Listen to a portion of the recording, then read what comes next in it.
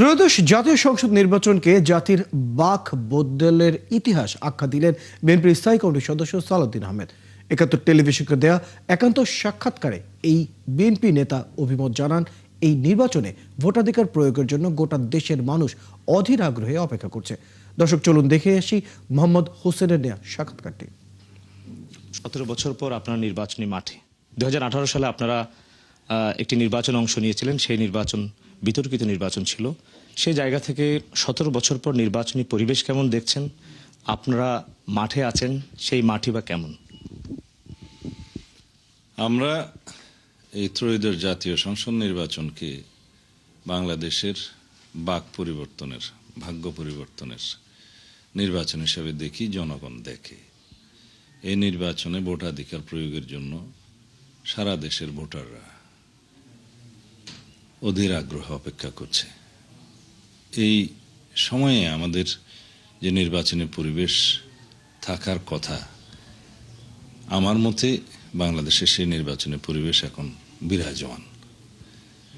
কিছু কিছু রাজনৈতিক তর্ক বিতর্ক থাকবে, এটাই গণতন্ত্রের মাধুর্য। নির্বাচনী মাঠে তর্ক বিতর্ক না থাকলে নির্বাচনের মতো আমেজ আসে না, এটাও ঠিক। তবে যে যৌক্তিক তর্ক বিতর্ক চলছে, তার যৌক্তিক জবাব দেয়াই উচিত রাজনৈতিক ভাষায়, বক্তব্যে। কিছু কিছু ক্ষেত্রে কোনো কোনো জায়গায় এর ব্যত্যয় ঘটছে, এটাও স্বাভাবিক। তবে নির্বাচনের লেভেল প্লেয়িং ফিল্ড এখনো পর্যন্ত আমার কাছে যা দৃশ্যমান, তাতে আমরা সন্তুষ্ট এবং দেশবাসী আশা করে যে আগামী নির্বাচনে জনগণই এই ভোটের পাহারা দিবে। একটি বড় রাজনৈতিক শক্তি এক সময়ের আপনাদের প্রতিপক্ষ ছিল আওয়ামী লীগ। 2024-এর 5 আগস্টের গণঅভ্যুত্থানের মাধ্যমে তারা পরাজিত হয়েছে। সেই জায়গা থেকে এই শক্তি এবার নির্বাচনে থাকছে না। সেই জায়গায় নির্বাচন কোনো কারণে প্রশ্নবিদ্ধ হতে পারে বলে মনে করেন কিনা, তাদের উপস্থিতি না থাকাটা? হ্যাঁ, এই প্রশ্নটি জাতীয় এবং আন্তর্জাতিকভাবে প্রায় সব মিডিয়া এবং সাংবাদিক বন্ধুগণ করে থাকেন।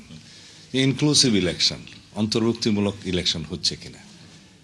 তা আমরা মনে করি বাংলাদেশে ইনক্লুসিভ ইলেকশন মানেই যারা রেজিস্টার্ড রাজনৈতিক দল তাদের অংশগ্রহণ, এবং রেজিস্টার্ড রাজনৈতিক দলের মধ্যে 2-1টি ছোটখাটো দল বাদে প্রায় সবাই অংশগ্রহণ করছে।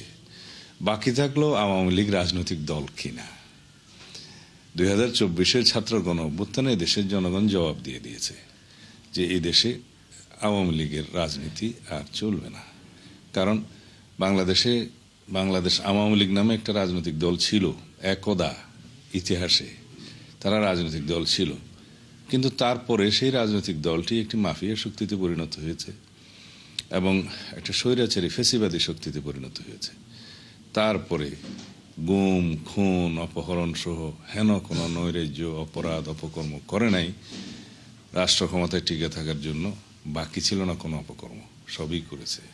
তারপরে চূড়ান্ত বিচারে ছাত্র গণ অভ্যুত্থানের সময় যে গণহত্যা তারা চালিয়েছে, সেই গণহত্যার পরে এদেশের মানুষ আর তাদেরকে রাজনৈতিক শক্তি বলতে রাজি নয়, এবং সেই জন্যই রাষ্ট্রীয়ভাবে জনগণের দাবির মুখে আইন সংশোধন করে তাদের রেজিস্ট্রেশনও যেমন সাসপেন্ডেড করা হয়েছে, রাজনৈতিক দল হিসাবে তাদের বিচারের জন্য তদন্ত চলছে, এবং যতদিন পর্যন্ত বিচার না হবে সন্ত্রাস বিরোধী আইনে তাদের রাজনৈতিক কর্মকাণ্ড নিষিদ্ধ ঘোষণা করা হয়েছে। আপনাদের চেয়ারম্যান জনাব তারেক রহমান, তিনি আসার পরে কিন্তু এক ধরনের রাজনৈতিক পরিবর্তনের যে আভাস আমরা তার যে প্রচার প্রচারণাগুলি দেখেছি, সেই জায়গা থেকে উনি দীর্ঘদিন ধরে আপনি নিজেও বলেছেন যে ফ্যামিলি কার্ড, কৃষি কার্ড, হেলথ কার্ডের কথা, এটি একেবারে বাংলাদেশের রাজনীতিতে নতুন বলা চলে। আপনাদের ইশতেহারে আরও কি কোনো গেম চেঞ্জিং বিষয় আছে?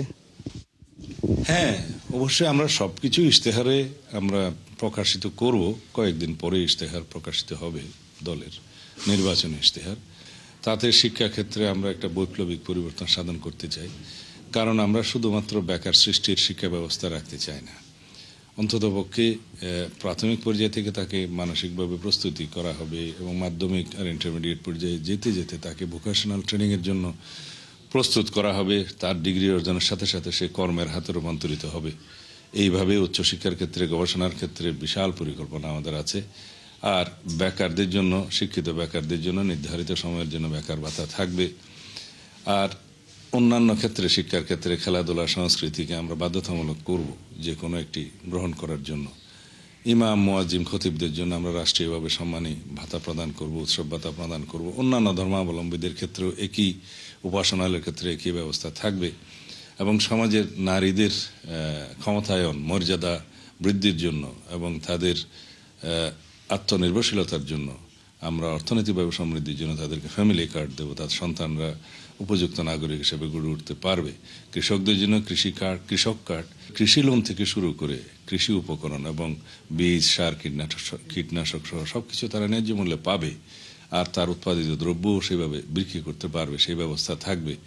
এইভাবে আমরা স্বাস্থ্য কার্ড, সবার জন্য স্বাস্থ্যের কথা বলছি, যাতে কেউ কোনো নাগরিক বিনা চিকিৎসায় মৃত্যুবরণ না করে, সেটার জন্য এনশিওর করা হবে। দরকার হলে উন্নত চিকিৎসার জন্য যাদের এখন আর্থিক সামর্থ্য নাই, তাদের চিকিৎসার জন্য প্রাইভেট সেক্টরের ফ্যাসিলিটিকে আমরা সরকারিভাবে সাবসিডাইজড করে তাদের জন্য অ্যাভেলেবল করব। গণভোট ইস্যুতে আপনাদের প্রতিপক্ষ যারা, তারা বলতে চান যে আপনারা গণভোট চান না, এই ধরনের একটা অভিযোগ তাদের দিক থেকে আসে। সেই জায়গায় আপনাদের 31 দফার একটি রাষ্ট্র সংস্কারের রূপরেখা ছিল। আপনিও দীর্ঘদিন ঐকমত্য কমিশনে দলের পক্ষে নেতৃত্ব দিয়েছেন, কাজ করেছেন। সেই জায়গা থেকে বিরোধীদের যে অভিযোগটা রয়েছে সেটি কতখানি ঠিক, বা আপনি কি মনে করেন বিরোধীদের এই অভিযোগকে? বিএনপি গণভোটের প্রস্তাবক, আমি প্রস্তাব করেছি জাতীয় ঐকমত্য কমিশনে। জুলাই জাতীয় সনদ স্বাক্ষরিত হওয়ার আগে আমি প্রস্তাব করেছিলাম জুলাই জাতীয় সনদ বাস্তবায়নের জন্য যে আইনি ভিত্তিটার দাবি উঠছে, সেই আইনি ভিত্তিটা জনগণের কাছ থেকে আসুক, যাতে সার্বভৌম জনগণ গণভোটের মাধ্যমে প্রকাশ করুক তাদের মনোভাব যে জুলাই জাতীয় সনদ যেটা স্বাক্ষরিত হবে তার পক্ষে জনগণ আছে কিনা, হ্যাঁ অথবা না। এবং যে জুলাই জাতীয় সনদ প্রকাশিত হবে বিভিন্ন মাধ্যমে। আমরা এখনো সেই অবস্থানে আছি।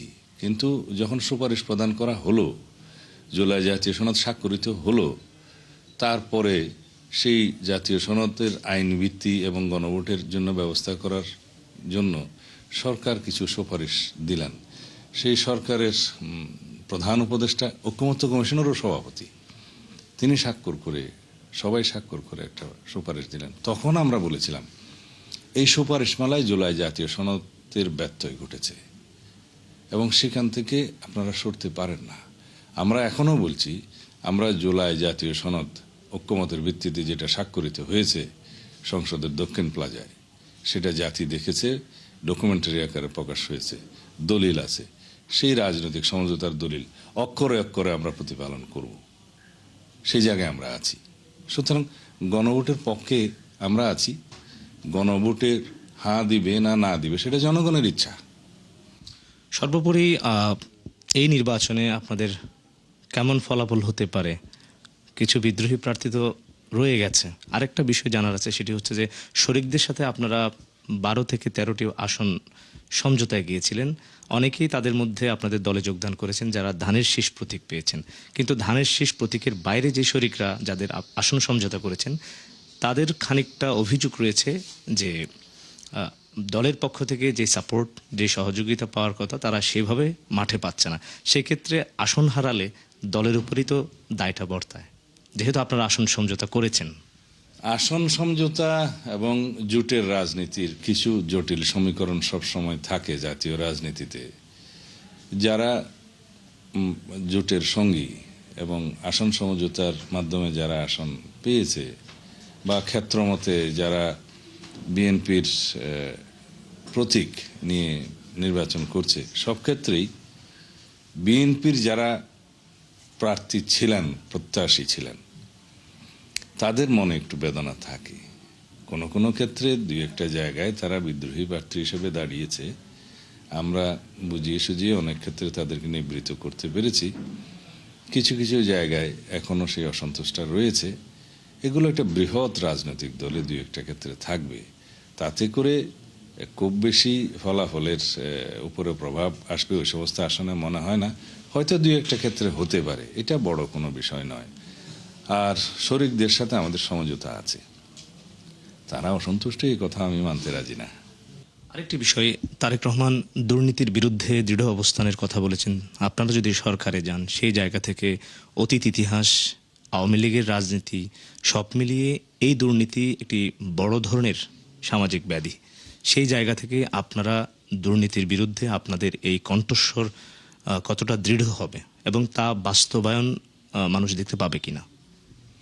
অবশ্যই দুর্নীতিকে আওয়ামী লীগ প্রাতিষ্ঠানিকীকরণ করে ফেলেছিল।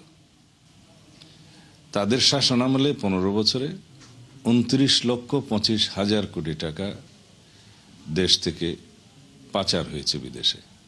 এটা জনাব দেবপ্রিয় ভট্টাচার্যের শ্বেতপত্রে প্রকাশিত তথ্য, আমার নিজস্ব নয়। সেটা সরকার গঠিত এই কমিশনের the state of the state economy উপরে একটা হোয়াইট পেপার সেল করেছিলেন, হেডেড বাই দেবপ্রিয় ভট্টাচার্য। দেবপ্রিয় ভট্টাচার্যকে সবাই চেনেন আপনারা।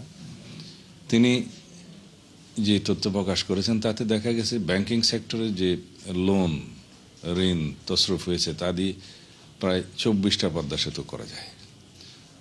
তো এইভাবে সমস্ত সেক্টরে, banking sector, non banking financial sector থেকে শুরু করে জাতীয় মেগা প্রজেক্ট বাস্তবায়ন এবং অন্যান্য ক্ষেত্রে যা দুর্নীতি হয়েছে, এটা পৃথিবীর ইতিহাসে বিরল। তো সুতরাং আমাদেরকে এই দুর্নীতির নির্মূল করার জন্য অবিরাম সংগ্রাম করতে হবে। তবে কাজটি খুব দুরূহ। ইনশাআল্লাহ যদি সরকার পরিচালনার দায়িত্বে বিএনপি আসে, আমরা প্রথম থেকে সেটা ট্রান্সপারেন্ট ইকোনমিক সিস্টেম করার চেষ্টা করব। ব্যাংকিং এবং নন ব্যাংকিং ফিনান্সিয়াল সেক্টরকে একটা ডিসিপ্লিনে নিয়ে আসার চেষ্টা করব। তার মধ্য দিয়ে জাতীয় অর্থনীতিতে একটা ট্রান্সপারেন্ট ইকোনমিক কন্ডিশন লোকজন দেখতে পাবে, মানুষ দেখতে পাবে। এবারে নির্বাচনে বিএনপির ফলাফলটা কেমন হতে পারে? যেহেতু বারবারই আসছে যে 17 বছর পর নির্বাচন, সত্যিকার অর্থে নির্বাচন, সেই নির্বাচনে বিএনপি কেমন ফলাফল প্রত্যাশা করছে? এটা জনগণই নির্ধারণ করবে বিএনপিকে জনগণ সমর্থন করবে কিনা। তো পরিবেশ পরিস্থিতি, নির্বাচনী আবহাওয়া এবং সারা দেশের বিভিন্ন রকমের জরিপ দেখে আমাদের যেটা মনে হয়, ইনশাআল্লাহ বিএনপি একটা ভূমিধস বিজয়ের জন্য অপেক্ষা করছে। ল্যান্ডস্লাইডিং ভিক্টোরি হবে ইনশাআল্লাহ।